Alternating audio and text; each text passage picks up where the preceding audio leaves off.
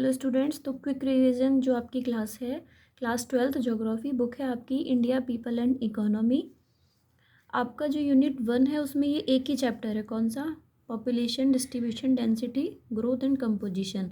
और इसका जो वेटेज है वो है आपका 5 मार्क्स का, 5 नंबर के आपके यहाँ इसी एक अकेले चैप्टर से ही आपके 5 नंबर के क्वेश्चन होंगे। ठीक है, तो इसमें जो मेन पॉइंट्स हैं जो हम एग्ज़ाम के लिए सबसे ज़्यादा इम्पॉर्टेंट है वो हम इसमें देखते हैं।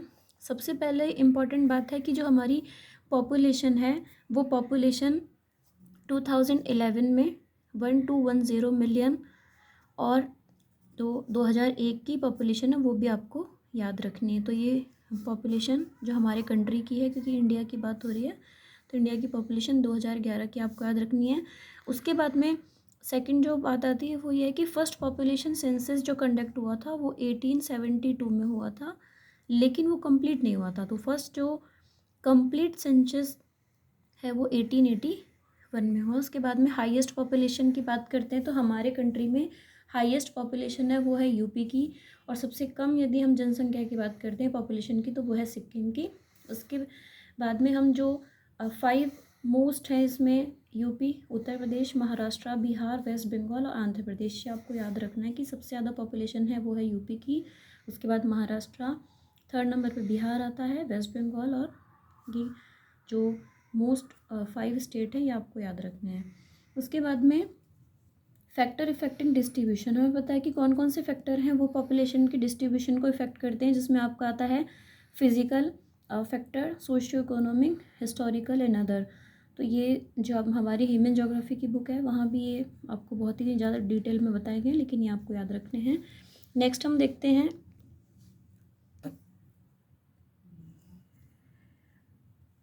जो हायर पॉपुलेशन जो डिस्ट्रीब्यूशन है वो है हमारा नॉर्दर्न इंडिया जो प्लेन है वहाँ सबसे ज़्यादा पॉपुलेशन मिलेगी डेल्टा रीजन में, और जो कोस्टल प्लेन रीजन है वहाँ भी हमारी सबसे ज़्यादा पॉपुलेशन होगी। ठीक है, नेक्स्ट जो हम नेक्स्ट हम आते हैं सेकंड टॉपिक, वो है डेंसिटी। तो डेंसिटी क्या होती है? तो पॉपुलेशन अपॉन एरिया कि कितने एक जो हमारा स्क्वायर किलोमीटर एरिया है उसमें कितनी पॉपुलेशन रहती है। तो ये आपको जो डेटा है 382 पर्सन पर स्क्वायर किलोमीटर, ये हमारे कंट्री इंडिया की जो है वो डेंसिटी है अकॉर्डिंग टू 2011 सेंसस। और आपकी बुक में 1951 की जो डेंसिटी है वो भी दी है 117 स्क्वायर किलोमीटर, तो ये आपको याद रखनी है। क्वेश्चन नेक्स्ट आपका जो आता है वो है हाईएस्ट डेंसिटी। तो हाईएस्ट डेंसिटी है वो है बिहार की, कितनी है ये भी आपको याद रखनी है। और लोएस्ट डेंसिटी है वो है अरुणाचल प्रदेश की, वो है आपके 17 पर्सन पर स्क्वायर किलोमीटर। ठीक है, हाईएस्ट सबसे ज़्यादा जो डेंसिटी है वो है बिहार की, सबसे कम है वो है अरुणाचल प्रदेश की। अब आपको जो मोस्ट डेंस वाले जो स्टेट हैं, डेंसिटी सबसे ज़्यादा है वो आपको देखने, इसमें है बिहार, वेस्ट बंगाल के बाद केरला, यूपी, पंजाब, तमिलनाडु। तो एक सीक्वेंस है जो आपके बुक में दिया है। उसके बाद नेक्स्ट हम आते हैं कि जो ये इम्पॉर्टेंट है, मीन्स फिजियोलॉजिकल डेंसिटी का फॉर्मूला, एग्रीकल्चर डेंसिटी का फॉर्मूला क्या है। तो फिजियोलॉजिकल डेंसिटी उसका फॉर्मूला है total population upon net cultivated area, कि जो नेट कल्टिवेटेड एरिया है उस पर कितनी पॉपुलेशन है। एग्रीकल्चर जो डेंसिटी है उसके लिए फॉर्मूला देखते हैं, तो है total agriculture population upon net cultivable area. Agriculture जो पॉपुलेशन है, ठीक है, उस एग्रीकल्चर पॉपुलेशन में हम किसको ऐड करते हैं? तो एक हमारे कल्टीवेटर्स की बात होती है कि जो कल्टीवेटर हैं वो कुछ लेबर्स और उनकी जो फैमिली के मेंबर्स होते हैं उनको हम एग्रीकल्चर पॉपुलेशन में हैं। थर्ड टॉपिक आता है वो है हमारा growth of population. Growth of population पता है आपको कि जो नंबर चेंज पीपल जो लिविंग है वो नंबर चेंज होता है बिटवीन 2 पॉइंट्स ऑफ टाइम। मान लीजिए कि 2011 की जो पॉपुलेशन थी और उसका नंबर, और 1 की और 11, तो जो एक ये बिटवीन 2 पॉइंट ऑफ टाइम की बात हो रही है, मीन्स इस और इसके बीच की जो लिविंग पॉपुलेशन नंबर है उसकी बात हो रही है, तो वो हमारा ग्रोथ ऑफ पॉपुलेशन है। इसको हम एक्सप्रेस करते हैं परसेंटेज में। और कंपोनेंट क्या है? तो किसी भी एरिया का जो ग्रोथ ऑफ पॉपुलेशन है उसके लिए हमको सबसे ज़्यादा जो रिक्वायर है वो आपको पता है कि CB, DB और माइग्रेशन, मीन्स की जो आपकी ग्रोथ रेट जो बर्थ रेट है और जो डेथ रेट है, ठीक है, क्रूड बर्थ और जो क्रूड डेथ है उसकी हम बात करते हैं, जो एक नेचुरल कंपोनेंट है। और इंड्यूड की बात करते हो तो माइग्रेशन, माइग्रेशन में इन और आउट दोनों माइग्रेशन को हम इंक्लूड करते हैं जो इंड्यूड में आते हैं। तो ये भी एक इम्पॉर्टेंट क्वेश्चन है जो 1 मार्क में आपको पूछ सकते हैं कि क्या क्या कंपोनेंट हैं। उसके बाद में इंडिया की एनुअल ग्रोथ रेट की बात करते हैं तो 1.64% जो है ये इम्पॉर्टेंट है according to 2011। Negative growth rate, देखो मैंने इसको हाईलाइट नहीं किया है लेकिन मैंने यहाँ लिखा हुआ है कि ये इम्पॉर्टेंट है। क्या इम्पॉर्टेंट है कि जो नेगेटिव ग्रोथ रेट है उसका ड्यूरेशन क्या है। 1911 और जो 21 जो हमारा ईयर है उसमें हमारी नेगेटिव ग्रोथ रेट थी इंडिया कंट्री की -0.31, ठीक है। डिकेडल ग्रोथ रेट का एक फॉर्मूला है, यहाँ मैंने लिख दिया है, फिर भी इतना इम्पोर्टेंट ये नहीं है। हाँ, face of growth of population, ये एक आपका 5 मार्क में ही ये क्वेश्चन कई बार इसको दे देते हैं, 3 नंबर में भी दे देते हैं। तो face of growth of population India country की जो 4 फेजेज़ हैं उनकी हमने इसमें बात की है। तो फर्स्ट फेज़ है वो इन्होंने है इसमें 1901 से 1921, सेकेंड फेज़ है 1921 से 1951, थर्ड है 51 to 81 और जो फोर्थ फेज़ है वो है आपका 81 से जो अभी तक, ठीक है। नेक्स्ट इसमें है जो 1901 जो फर्स्ट फेज़ है, ठीक है। तो फर्स्ट फेज़ को हम क्या कहते हैं, स्टैग्नेंट स्टेशनरी। तो ये क्वेश्चन आपका जो आपका MCQ है, ऑब्जेक्टिव टाइप क्वेश्चन है, तो इसमें ज़रूर इस तरह के क्वेश्चन पूछते हैं। तो फेज़ 1 है वो है आपका स्टैग्नेंट स्टेशनरी। सेकंड जो फेज़ है वो है आपका period of steady growth. First में क्या हुआ, फर्स्ट में सबसे पहले क्या हुआ कि जो ग्रोथ रेट है वो बहुत कम थी, नेगेटिव भी इसी में हुई थी, अभी हमने यहाँ देख लिया था। तो BR और DR दोनों ही आए थे, मीन्स कि क्योंकि लिटरेसी हमारे पास इतनी नहीं थी, लैक ऑफ बेसिक फैसिलिटीज़ हमारी नहीं थी, तो इसीलिए जो BR है बर्थ रेट है वो भी बहुत ज़्यादा थी और उसी के साथ साथ जो मेडिकल फैसिलिटीज़ है वो भी हमारे पास इतनी नहीं थी, इसलिए जो डेथ है वो भी हाई थी। पुअर हेल्थ, मेडिकल फैसिलिटीज़ की कमी होना, ठीक है, इलिटरेसी, इतने साक्षर लोग नहीं थे, लैक ऑफ बेसिक फैसिलिटीज़ इतनी नहीं थी, तो इसीलिए जो फेज़ 1 है वो है एक स्टेशनरी फेज़ है जिसमें BR और DR दोनों ही बहुत हाई थे। नेक्स्ट सेकंड फेज़ में हम आते हैं, तो सेकंड फेज़ में पीरियड ऑफ स्टडी ग्रोथ की बात की गई है। अब क्या हुआ है कि सेकंड फेज़ में यहाँ हमने क्या किया है, थोड़ा हम हेल्थ सैनिटेशन इनको हमने इम्प्रूव किया है। देन यदि ये सब होगा तो क्या होगा, बर्थ रेट हाई थी लेकिन जो DR है, जो डेथ हो रही थी बच्चों की, वो क्या हो गई, कम हो गई। तो सेकंड फेज़ में बर्थ रेट ज़्यादा हाई होगी और जो डेथ रेट है वो क्या हो जाएगी, कम होगी धीरे धीरे। किसकी वजह से, जो इम्प्रूवमेंट है वो हेल्थ में, सैनिटेशन में, इसी की वजह से ट्रांसपोर्ट अच्छा हो गया, कम्युनिकेशन अच्छा हो गया, इसी की वजह से। ओके, थर्ड फेज़ की बात करते हैं। तो अब थर्ड फेज़ में क्या हो गया है, एक्सप्लोजन हो गया। एक्सप्लोजन क्यों हो गया है, क्योंकि अब मेडिकल फैसिलिटीज़, आपको पता है कि जब DR कम हो रहा है तो BR ज़्यादा हो रहा है, मतलब बर्थ जो है वो क्या हो रही है, ज़्यादा हो रही है। रैपिड जो मोर्टेलिटी रेट थी वो भी क्या हो गई, कम हो गई, एकदम अचानक से गिर गई। लेकिन जो माइग्रेशन है, अदर जो इंटरनेशनल माइग्रेशन, आपको पता है बांग्लादेश, नेपाल, अदर कंट्रीज से जो भी माइग्रेशन हुआ उसकी वजह से थर्ड फेज़ में हो जाता है एक्सप्लोजन। और थर्ड फेज़ जो है वो 1951 to 1981 था। फोर्थ फेज़ में आ जाते हैं, तो फोर्थ फेज़ जो है वो टिल प्रेजेंट 1981 से टिल प्रेजेंट। अब यहाँ क्या हो रहा है, यहाँ DR और BR, ठीक है, दोनों ही क्या हो रहे हैं, अब धीरे धीरे कम होते जा रहे हैं। एक जो डाउनवर्ड जो ट्रेंड है वो इसमें स्टार्ट हो गया। तो ये जो चारों फेसेस हैं जो इंडिया कंट्री के ग्रोथ के हैं, ये आपको याद रखने हैं। नेक्स्ट पे देखिए, नेक्स्ट अब बहुत ही इंपॉर्टेंट क्वेश्चन है ये, जो आपका वैल्यू बेस्ड क्वेश्चन आता है, जो सोर्स बेस्ड क्वेश्चन आता है आपका, जो 3 मार्क का क्वेश्चन होता है, ठीक है, वो भी यहाँ से आपको देखने को मिलता है, वो नेक्स्ट क्लास में करेंगे। मीन्स क्वेश्चन, ये टॉपिक तो चैप्टर तो पूरा अभी कंप्लीट करेंगे, ठीक है। ग्रोथ ऑफ एडोलसेंस की बात करते हैं यदि हम, तो ग्रोथ ऑफ एडोलसेंस में हम जो एज ग्रुप हम जो देख रहे हैं वो एज ग्रुप भी आपको याद रखना है, 10 से लेके और 19 ईयर, 10 साल से और 19 साल तक का जो बच्चे का जो ईयर है वो बच्चे सब एडोलसेंस में आते हैं।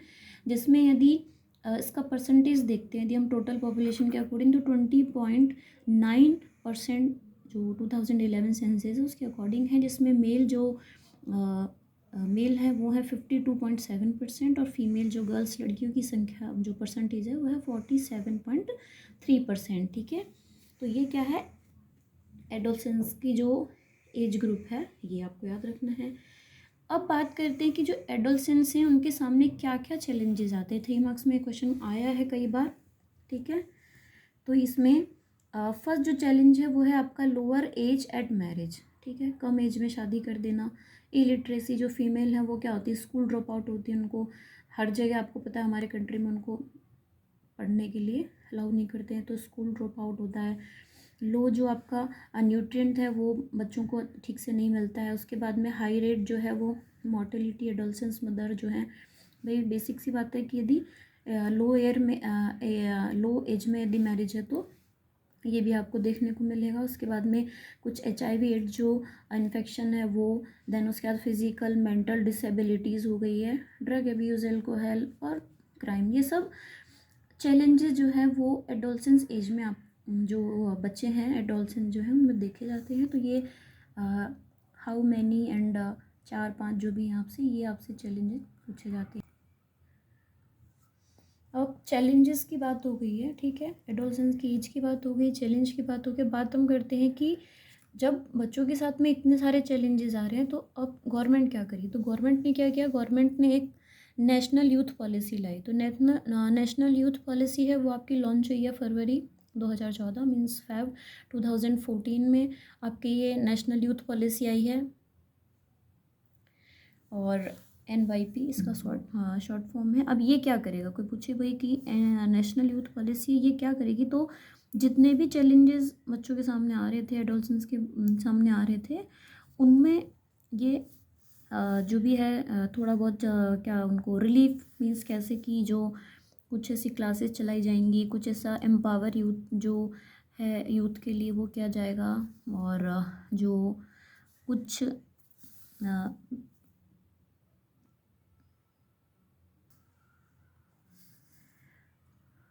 तो कुछ बच्चों को ऐसी एजुकेशन दी जाएगी, कुछ ऐसा डेवलपमेंट होगा जिससे कि यूथ और जो एडोलसेंस पॉपुलेशन है उनका हॉलिस्टिक जो विज़न है वो आपका एक, यदि सिंपल एक वर्ड में देखा जाए तो नेशनल यूथ पॉलिसी 2014 क्या करेगी, जो एडोलसेंस जो यूथ हैं इंडिया के उनके लिए हॉलिस्टिक विज़न रखती है। ठीक है, लेकिन जो गवर्नमेंट है उन्होंने 10 to 19 बच्चों की एज मानी थी, लेकिन जो NYP है जो नेशनल यूथ पॉलिसी है वो यहाँ पे इन बच्चों की जो एज है वो मानता है 15 से 29 साल मीन्स 15 से 29 ईयर की जो एज है उनको ये एडोलसेंस में रखता है। ठीक है, उसके बाद में इन्होंने इसी के साथ में एक अम्ब्रेला फ्रेमवर्क भी चलाया।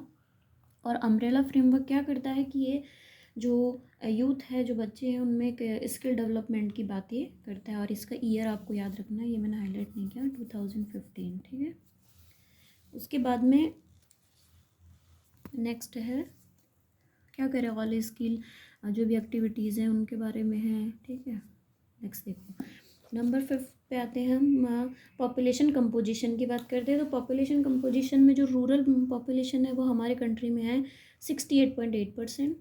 यहीं अर्बन की आप बात कर लो, शहर में कितनी है तो 31.6% जो पॉपुलेशन कंपोजिशन है वो आपको ये याद रखना इंपॉर्टेंट है। ठीक है, रूरल का कितना परसेंट है 68.8% और अर्बन जो है वो 31.6%। विलेज की नंबर आपको बुक में दिए हैं 6,40,867, ये इतने विलेजेस की संख्या दे दी है। ठीक है, चलो नेक्स्ट पे आते हैं। नेक्स्ट आते हैं हम लिंग्विस्टिक कंपोजिशन पे। तो लिंग्विस्टिक कंपोजिशन है वो है हमारा ग्रियर्सन का, और यहाँ ईयर भी दिया हुआ है। इन्होंने एक सर्वे किया जो लिंग्विस्टिक सर्वे ऑफ इंडिया था, इसमें जो लैंग्वेज है वो 179 लैंग्वेज थी। डेलिकेट्स जो हैं बोलियाँ वो है आपका 544, और जो शेड्यूल लैंग्वेजेज हैं वो है हमारी 22 भाषाएँ हैं। ठीक है, हाईएस्ट परसेंटेज जो स्पीकर है वो है हिंदी। अब क्वेश्चन आपसे आ सकता है कि जो सबसे ज़्यादा बोली जाने वाली जो हमारी भाषा है, सर्वाधिक बोली जाने वाली हमारी कंट्री में वो है हिंदी।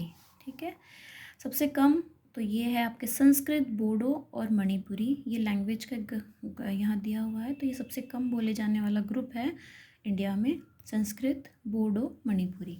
नेक्स्ट आ जाइए, very very important, 4 language families की बात की गई है। तो 4 लैंग्वेज जो फैमिली है वो हमारी है ऑस्ट्रिक, द्रविडियन, सिनो तिब्बतियन और नेक्स्ट है हमारा इंडो यूरोपियन। तो इनका परसेंटेज है वो आपको याद रखना है कि जो ऑस्ट्रिक है वो हमारा 1.38 है, द्रविडियन है 20% है, सिनो तिब्बतियन की हम बात करते हैं तो 0.85% है, और लास्ट जो इंडो यूरोपियन है उनका सबसे ज़्यादा परसेंटेज है 73% है। ठीक है, अब जो मैंने ब्रैकेट में नाम लिखे हैं ना, ये भी आपको याद रखने हैं, निषाद, द्रविड़, किराता, आर्यन, ये सब। ओके, नेक्स्ट देखिए। नेक्स्ट हम आते हैं जो रिलीजियस कंपोजिशन है उसकी बात करते हैं। ये भी एक इम्पॉर्टेंट मीन्स ये चैप्टर ही पूरा इम्पॉर्टेंट है, क्योंकि ये एक यूनिट 1 है जो 5 मार्क्स की है, तो 5 नंबर के यहाँ से क्वेश्चन आएंगे और ये सब आपको याद ही रखने हैं। तो सबसे ज़्यादा जो कंपोजिशन है वो है हमारा हिंदू का। हिंदू कितने परसेंट है हमारे कंट्री में? 79.8%। मुस्लिम कितने परसेंट है? 14.2। क्रिश्चियन, सिख। तो ये एक सीक्वेंस जो है ये आपको याद रखना है कि हिंदू सबसे ज़्यादा, उसके बाद मुस्लिम, देन उसके बाद क्रिश्चियन, सिख, बुद्धिस्ट, जैन, और उसके बाद में जो आपके अदर की बात की गई है, तो ये आपको याद रखना है। ठीक है, नेक्स्ट देखेंगे composition of working population. Next है, तो कंपोजिशन ऑफ वर्किंग पॉपुलेशन में हम देखते हैं कि 3 टाइप्स हैं वर्किंग पॉपुलेशन के। एक होते हैं जो आपके हैं मेन वर्कर्स, उसके बाद सेकंड है आपके मार्जिनल वर्कर्स, और थर्ड है आपके वो हैं जो नॉन वर्कर्स होंगे। ठीक है, तो मेन वर्कर्स और मार्जिनल वर्कर्स क्या होते हैं? मेन वर्कर्स होते हैं एटलीस्ट 183 डेज जिन्होंने काम किया है, मीन्स 6 मंथ यहाँ दिया हुआ है, या फिर जो मार्जिनल वर्कर्स होते हैं वो लेस देन 183 डेज वो वर्क करते हैं, उन्हें हम मार्जिनल वर्कर कहते हैं। तो जो वर्कर्स हैं, ठीक है, वर्कर्स जो हैं उनका परसेंटेज है 39.8%, मतलब मेन वर्कर्स और मार्जिनल वर्कर्स मिलके हैं 39.8%। उसके बाद में बात करते हैं हम नॉन वर्कर्स की, तो नॉन वर्कर्स हैं 60%। ठीक है, ये परसेंट तो मुझे ज़्यादा ही है बहुत ही। अब बात करते हैं जो सेक्टरल कंपोजिशन की, तो प्राइमरी सेक्टर में हमारी जो इंडिया की पॉपुलेशन है उसमें मोर देन 50% मीन्स कि 54.6%, सेकेंडरी में 3.8%, और टर्शरी एक्टिविटीज़ में 41.6%। मीन्स सबसे ज़्यादा प्राइमरी में है, लाइक एग्रीकल्चर, सेकेंडरी में कम है, टर्शरी में ज़्यादा है। ठीक है, नेक्स्ट देखते हैं।